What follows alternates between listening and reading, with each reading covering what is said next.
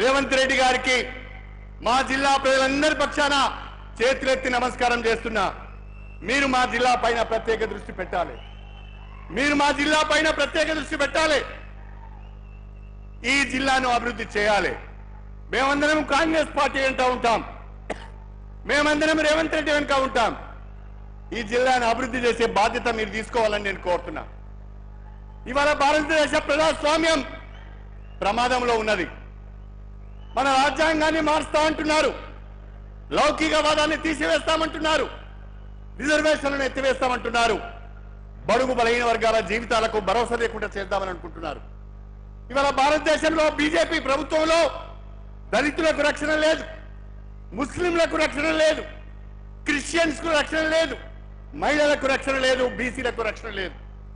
పేద బడుగు బలహీన వర్గాలంటే భారతీయ జనతా పార్టీకి నచ్చదు. పేద బడుగు బలహీన వర్గాలు కూడా ఆత్మవిశ్వాసంతో తలెత్తుకొని జీవించాలి అంటే, వాళ్ళ భవిష్యత్తుకు భరోసా ఉండాలి అంటే అది ఒక కాంగ్రెస్ పార్టీతోనే సాధ్యమవుతుందని చెప్పి కూడా నేను మీ అందరికీ సవినయంగా తెలియజేసుకుంటున్నాను.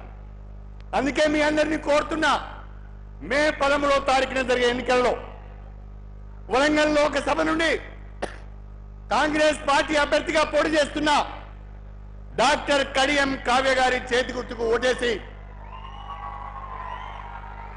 అపూర్వమైన రీతిలో మెజారిటీ ఇచ్చి ఈ జిల్లా అభివృద్ధికి తోడ్పడాలని కాంగ్రెస్ పార్టీ కార్యకర్తగా ఈ జిల్లాలో ఉన్న కాంగ్రెస్ పార్టీ నాయకులందరితో కలిసిపోయి, కార్యకర్తలందరితో కలిసిపోయి ప్రతి ఒక్క కాంగ్రెస్ పార్టీ కార్యకర్తకు అండగా ఉంటూ వాళ్ళందరినీ కంటికి రెప్పలా కాపాడుకుంటూ పార్టీని పటిష్టం చేస్తూ అభివృద్ధి కార్యక్రమాల్లో మీ భాగస్వామ్యంతో, మీ సలహాలు సూచనలతో జిల్లాను తెలంగాణలోనే రేవంత్ రెడ్డి గారి నాయకత్వంలో అగ్రభాగాన నిలబెడదామని చెప్పి మీ అందరికీ సవినయంగా విజ్ఞప్తి చేసుకుంటూ సెలవు తీసుకుంటున్నాను. జై కాంగ్రెస్. మన మంత్రివర్యులు ములుగు